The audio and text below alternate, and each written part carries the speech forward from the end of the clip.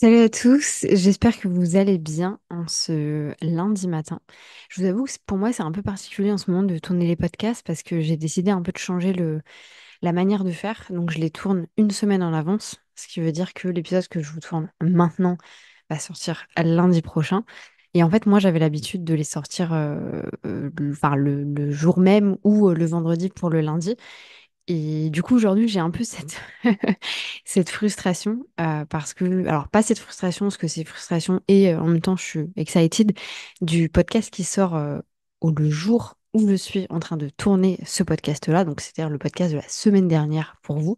Si vous ne l'avez pas encore écouté, vraiment, mettez pause au podcast que vous écoutez là maintenant tout de suite et allez écouter l'autre parce que je vous explique un sujet qui me tient extrêmement à cœur et qui a beaucoup, beaucoup changé ma vie, beaucoup changé ma vie socialement parlant par rapport aux relations que j'avais pu avoir et aux relations que j'ai encore aujourd'hui avec amis, famille, tout ça, et conjoint aussi inclus à l'intérieur. Donc voilà, vraiment, si c'est un sujet qui vous intéresse, allez l'écouter. C'est le podcast qui s'appelle Laissez les gens tranquilles.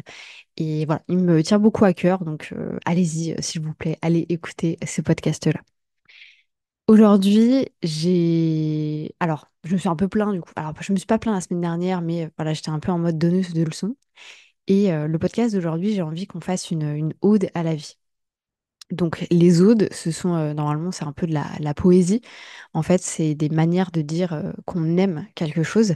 Je ne vais pas vous réciter de poésie, ne vous inquiétez pas. Néanmoins, j'ai envie de vous partager un exercice qui m'est tombé un peu sur le coin de la tronche il y a quelques années de ça. Je regardais une Australienne, j'ai plus du tout son nom en tête, qui en fait partageait vraiment, et ça fait partie c'est vraiment genre 3 minutes d'un vlog de 35 minutes, mais ça m'a énormément impacté. Aujourd'hui, c'est quelque chose que j'ai mis en place dans ma vie du quotidien et j'avais énormément envie de vous le partager. Si vous êtes là depuis longtemps, si vous êtes là à chaque fin d'année et que vous faites les bilans annuels avec moi, vous connaissez déjà cet exercice, mais voilà, aujourd'hui, j'avais envie de vous le repartager. Et d'ailleurs, on en parlera beaucoup plus également dans la vidéo qui sort, qui est déjà sorti en réalité pour vous le mercredi pardon, de la semaine dernière sur la gestion financière, il me semble. En gros, c'est un exercice que je vous propose autour du fait de comprendre la vie dont vous rêvez et du coup de faire des exercices financiers autour de ça. Parce que je trouve que c'est un peu facile de dire ah oui, j'ai envie d'avoir cette vie-là, mais je l'aurai jamais parce que, bah non, en fait. Essayons de travailler là-dessus, essayons de se tirer un petit peu vers le haut sur ce sujet-là. Et du coup, bref, voilà, le timing du coup est pas très bon. J'aurais dû les sortir les unes après les autres, mais bon, voilà.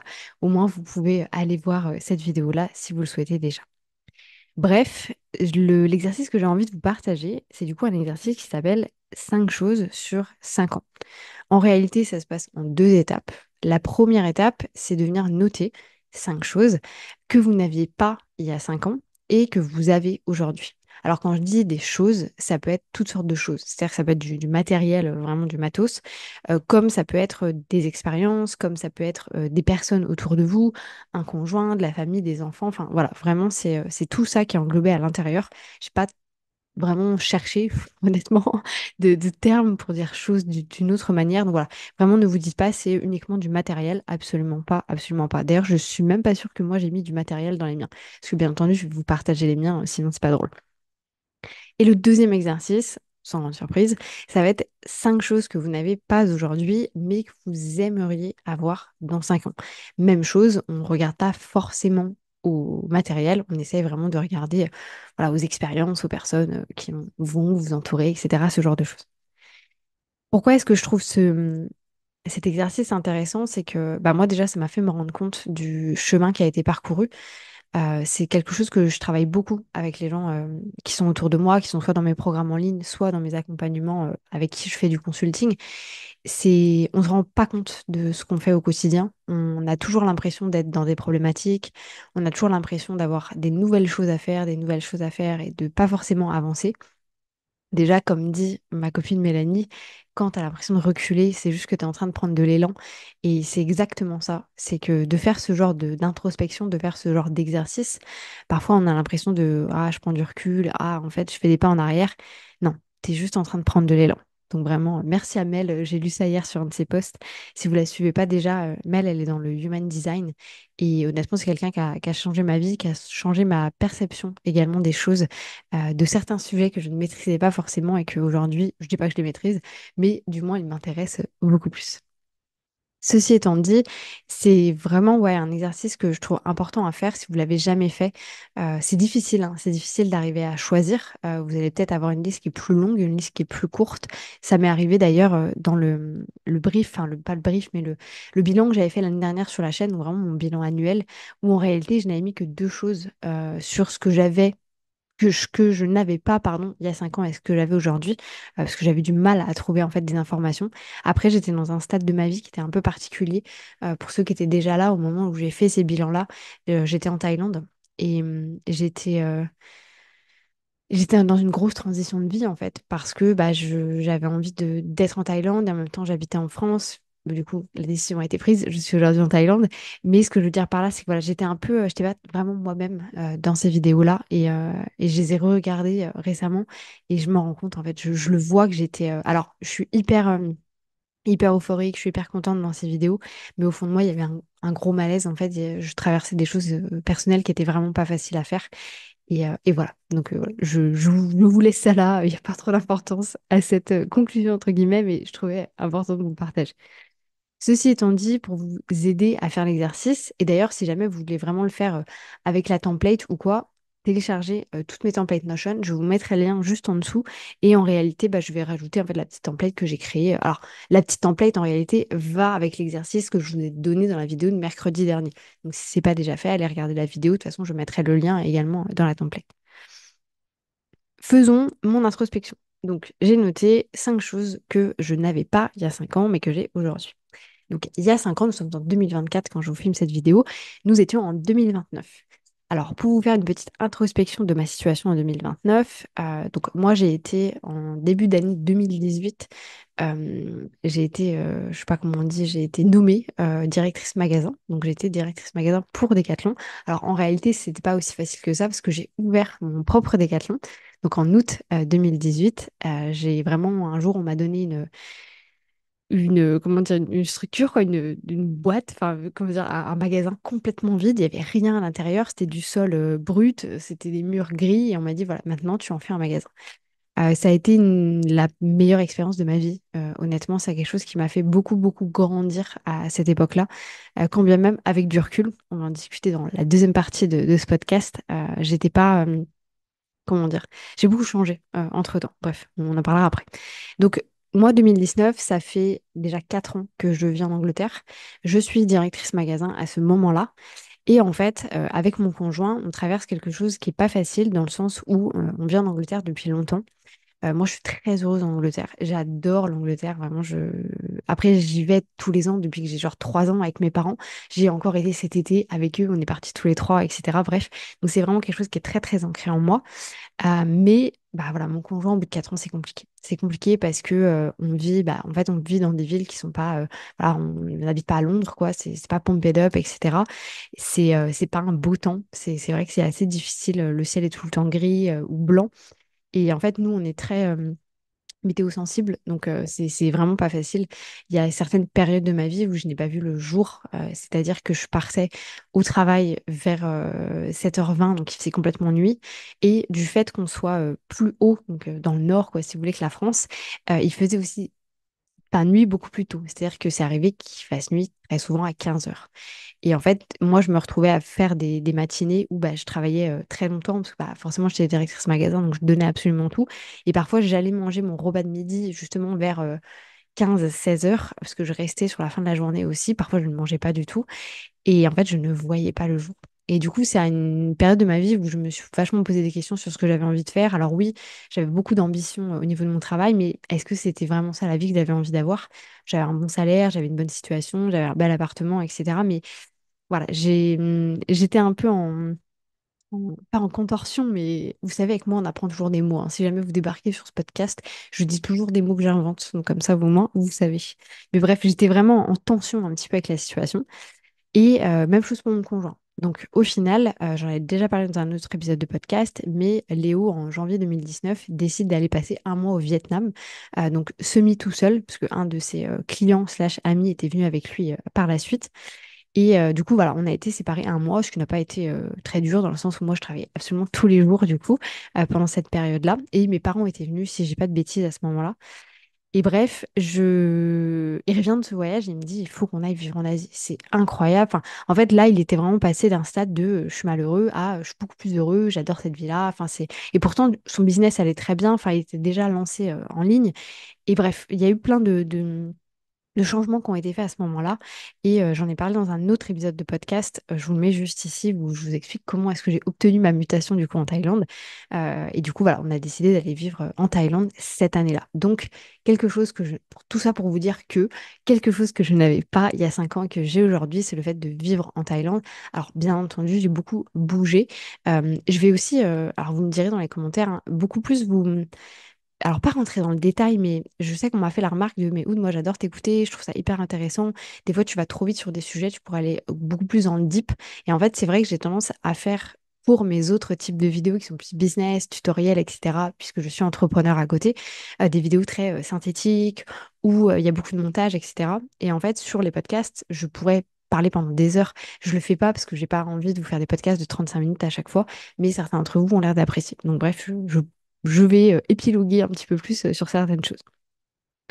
Et donc pour vous recentrer un petit peu, donc aujourd'hui, 2024, je vis en Thaïlande, mais ça n'a pas toujours été le cas. En fait, on est parti en Thaïlande du coup en 2019, donc au milieu de l'année 2019. Moi, j'ai quitté mon travail fin mai 2019. On a fait tout le Covid, enfin oui, on a fait tout le Covid du coup ici en Thaïlande jusqu'à août 2021, si je dis pas de bêtises. Donc c'est ça, on est resté à peu près à plus de 2 ans en fait en Thaïlande. Et en fait, bah, vis-à-vis du Covid, vis-à-vis du vaccin, voilà, j'en parlerai vraiment pas ici, mais on s'est retrouvé confronté à une situation avec laquelle on n'était pas du tout d'accord. Et du coup, on s'est dit, vas-y, on se casse. Donc, on a quitté la Thaïlande à ce moment-là. On est parti vivre à Barcelone, où on a vécu pendant moins d'un an. Parce que on n'arrivait pas à s'acclimater. Mon copain parle espagnol, mais moi pas du tout. Et en fait, ça a été ouais, ça a été difficile honnêtement s'acclimater là-bas. En plus, on a fait le choix d'aller vivre à Barcelone, vraiment dans le thick of Barcelone, dans le thick, là où il y avait tout le monde, quoi, entre guillemets. Et je pense que c'était une erreur de notre part. On aurait dû aller dans un endroit un petit peu plus calme, sans doute, plus près de la mer, etc. Bref, même si Barcelone est à la mer, mais vous m'avez compris. Pour ceux qui connaissent un peu Barcelone, genre par exemple, pour ceux qui connaissent Barcelone, on habitait la rue perpendiculaire à Passage des Gracias. Donc c'était vraiment, vraiment le thick of thick of thick. Et du coup, bref, on n'est pas resté là-bas très longtemps. Et aussi parce que fiscalement, en fait, c'était compliqué de faire les démarches. Et en fait, on s'est dit, ouh là là, on va se lancer dans un truc super compliqué. Il fallait bien qu'on se rattache fiscalement à un pays. Donc, c'est pour ça qu'on est reparti en France. La France, on y est arrivé en juin 2020, juin 2022, juin 2022. C'est ça, on est revenu à la fin du mois de juin 2022 en France. Et bah, du coup, on est officiellement reparti là maintenant tout de suite. Donc, on a quand même passé. Donc, moi, j'ai passé un an. Enfin, Léo a passé 1 an et demi en France. Il est revenu avant moi, du coup, ici. Et du coup, voilà. Bref, on est là maintenant. Tout ça pour vous dire que j'espère que je ne vais pas épiloguer là-dessus sur tous les trucs, sinon on est dans la merde. Deuxième chose que je n'avais pas il y a 5 ans, mais que j'ai aujourd'hui, donc mon business en ligne, dans lequel je mets tout ce qui est bah, mon compte Instagram, la chaîne YouTube, le podcast, etc., ce genre de choses. Ça, je ne les avais pas du tout. J'avais déjà en tête de me lancer à l'époque, puisque mon copain était déjà lancé. Je dis mon copain parce qu'à l'époque, c'était mon copain, on s'est marié entre-temps. Donc voilà, il y avait un truc aussi, je n'étais pas mariée à l'époque, il y a 5 ans, donc ça fait 5 ans qu'on est mariés, ça fait tout juste 5 ans qu'on est mariés maintenant. Ou alors, je réfléchis, oui, oui, ça a fait 5 ans là, on met cette année, bref, désolée. Donc c'est... Ah zut, j'ai perdu mon fil du coup. Donc oui, on s'est mariés à 5 ans. Oui, voilà, mon copain était déjà lancé à l'époque. Et moi, j'étais déjà en train de me dire, ok, je pourrais me lancer, etc. Mais en fait, j'étais pas prête. J'étais pas prête et on a été en confrontation comme ça pendant plusieurs mois, voire années, pardon, parce qu'il voulait que je me lance, parce qu'il avait envie d'avoir cette liberté géographique, de pouvoir bouger quand il avait envie de bouger. Et moi, je pouvais pas le faire parce que j'avais un CDI, quoi. J'étais rattachée quelque part. Et voilà, donc ça a été très compliqué à ce moment-là. Donc je suis très contente aujourd'hui de me dire que c'est fait, je suis lancée, etc. La troisième chose, c'est vachement en lien avec le business en ligne, mais j'ai décidé de le détacher, c'est ma communauté. c'est vous, c'est les gens qui regardent mes vidéos YouTube, le podcast, c'est les gens qui interagissent avec moi sur Instagram, c'est les gens qui achètent mes produits, etc. Et c'est juste dingue. En fait, pour vous dire, moi, je me considère vraiment de la génération YouTube. J'ai grandi avec YouTube. Alors, pas petite, mais voilà, à partir de quand? Mais non, en fait, je suis même pas de la génération YouTube. Parce que nous, le YouTube, c'était plus au lycée, en fait, maintenant que j'y pense. Je sais plus. Bref, j'ai l'impression d'avoir grandi avec YouTube. Et moi, j'ai toujours regardé ces gens sur YouTube, ces YouTubeuses en particulier. Alors, pas du tout make-up, quoi que ce soit, en plus lifestyle, tout ça. D'ailleurs, oui, donc, j'ai pas grandi avec YouTube, en vrai. Non, c'est faux. J'ai évolué avec YouTube, mais j'ai pas grandi avec YouTube. Mais bref, je regardais ces nanas-là et je me disais, putain, mais elles m'inspirent de ouf. Genre, des fois, je regardais des vidéos, bah, exactement comme je vous dis, cette Australienne que je regardais, qui, sur une vidéo de 35 minutes, il y avait un truc de 2 minutes qui allait changer ma vie. Et en fait, c'est ça que j'avais envie de recréer chez les gens. Et aujourd'hui, de par ce que je vois dans les commentaires, de par les personnes que je peux rencontrer au quotidien, etc., de par ce que vous venez me dire, en fait, tout simplement en message privé, c'est le cas. C'est le cas, j'arrive à vous impacter avec des phrases, des prises de conscience que j'ai pu avoir, etc. Et je trouve ça excellent. Donc, c'est plus ça, finalement, que la communauté, je l'englobe à l'intérieur. 5 choses que je n'avais pas du coup il y a 5 ans. Quatrième chose, le fait d'être devenue une adulte. C'est ce que je vous disais au début du podcast, c'est que même si j'étais voilà, directrice magasin et que j'avais énormément de responsabilités, j'étais encore une gamine. J'étais encore une gamine, j'étais encore une ado à qui on avait donné énormément de responsabilités. Et c'est rigolo parce que maintenant je vois des reels passer en mode les trentenaires qui se disent mais vous savez ce que vous faites, vous? Est-ce que enfin, est-ce qu'il y a un plan? Est-ce qu'on sait ce qu'on doit faire? En fait, non, on ne sait pas ce qu'on doit faire. Mais voilà, aujourd'hui, j'ai vraiment cette sensation. Alors, forcément, le business en ligne, enfin, le business en ligne, le business tout court fait que être entrepreneur, on a beaucoup plus l'impression d'être un adulte. Mais voilà, aujourd'hui, j'ai vraiment cette sensation d'être une adulte, alors que bah, quand j'en avais 7 ans, parce que oui, j'ai 32 ans, j'avais pas forcément la sensation d'être une adulte. J'avais plus la sensation ouais, d'être une ado à qui on avait donné pas mal de responsabilités. Donc, et là, je me sens vraiment adulte. Je vois aussi que le regard de mes parents a vachement changé avec les années. Alors, bien entendu, moi, je suis la petite dernière, donc ça impacte forcément. Je serai le bébé pour toujours. Mais voilà, je sens que le regard de mes parents a vachement évolué sur moi, sur qui je suis, sur ce que je fais, tout ça, tout ça. Et dernière chose que je n'avais pas il y a 5 ans, mais que j'ai aujourd'hui, et du coup, c'est vachement en lien avec la vidéo que je vous ai fait mercredi dernier, c'est le fait d'avoir une vie de rêve. Alors, je sais que le sujet peut faire un peu polémique, mais aujourd'hui, je suis en train de vivre la vie dont j'ai toujours rêvé.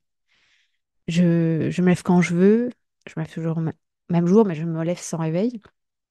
J'ai l'argent dont j'ai besoin. Si j'ai envie de partir en vacances, je peux partir en vacances. J'ai la capacité de créer de l'argent avec ce que j'ai dans ma tête, avec mes connaissances, avec mon expertise, etc. Je rencontre des gens formidables, je crée des amitiés en ligne et en vrai qui sont vraiment pour le coup sincères. Si j'ai envie de faire quelque chose, je peux le faire. Je peux prendre la décision ouais, de vivre des expériences en fait que j'aurais pas pu vivre à l'époque parce que j'avais pas le temps, tout simplement.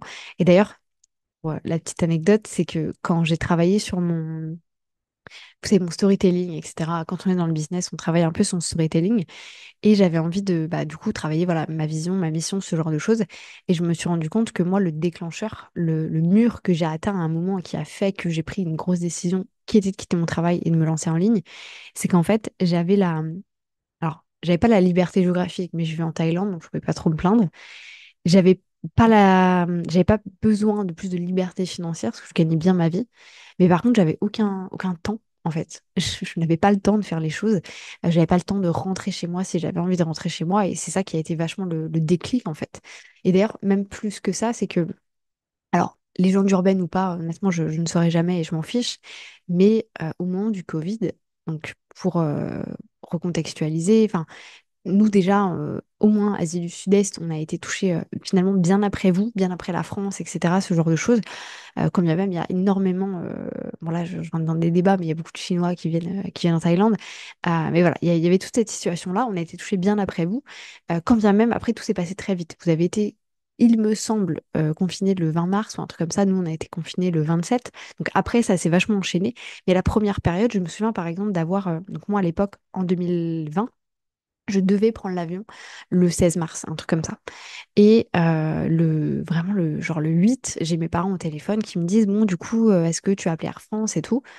Et j'étais là, mais de quoi vous parlez? Enfin, elle dit, ah, mais oh, tu peux pas venir. Enfin, en fait, la situation fait que, on va être confiné, on va être machin, on va être ceci. Mais moi, j'étais à milieu de savoir ce qui se passait. En fait, il faut savoir que nous, on regarde pas la télé depuis 2015. Donc, en fait, on était complètement déconnectés. On n'avait pas du tout capté qu'il y avait ça qui se passait. Du coup, bref, donc effectivement, j'appelle Air France. Enfin, voilà, tout se fait. Je ne pars pas du coup en France à ce moment-là. Et je ne suis d'ailleurs pas rentrée après pendant. En fait, je suis vraiment restée 2 ans complètement d'affilée en Thaïlande. Et pourquoi est-ce que ça s'est passé comme ça aussi? C'est qu'en fait, bon, déjà, c'est très compliqué de quitter le pays. Il fallait pas partir des pays, il fallait pas prendre l'avion, etc. pour sauver le monde entier, entre guillemets. Et en fait, ce qu'on a su des mois plus tard, c'est que la Thaïlande était, donc la Thaïlande avec Decathlon, était un des seuls pays où les expats étaient restés dans le pays. En fait, quasiment tous les expats pardon, qui étaient dans les autres pays étaient rentrés chez eux pour être avec leur famille, au cas où il y avait des problématiques, etc., ce genre de choses. Et en fait, ça, moi, je l'ai très mal vécu parce que je me suis dit, putain, mais en fait, enfin, moi, à cette époque-là, j'ai tout donné pour Decathlon. Pour Decathlon Thaïlande, je me suis sacrifiée. J'aurais pu perdre des personnes à qui je tenais là-bas. Et en fait, alors oui, on a été recognized, on a eu on nous a dit merci, etc. Mais ça a été hyper dur pour moi, en fait. Je me suis dit, putain, mais en fait, je me suis fait complètement avoir par la situation. Sachant que le métier que je faisais, j'aurais pu le faire, parce qu'à l'époque, j'étais aux achats. J'aurais pu le faire de l'étranger. J'aurais pu aller passer 2 semaines en France avec ma famille. Coup de bol, entre gros guillemets, il ne s'est rien passé de très très grave. C'est-à-dire que personne n'est mort, quoi. Mais voilà. Donc ça, c'est un truc que j'ai très mal vécu et ça a vraiment été le déclencheur de vas-y, je quitte tout, j'arrête. J'arrête de travailler pour quelqu'un d'autre que moi et je veux avoir la liberté de, si j'ai envie de bouger, je peux bouger si j'ai envie de le faire. Ce podcast est bien trop long. Donc on va enchaîner sur la deuxième partie qui sera beaucoup moins courte parce que j'ai pas d'explication trop à faire. Du coup, maintenant, 5 choses que je n'ai pas aujourd'hui, mais que j'aimerais avoir dans 5 ans, donc en 2019.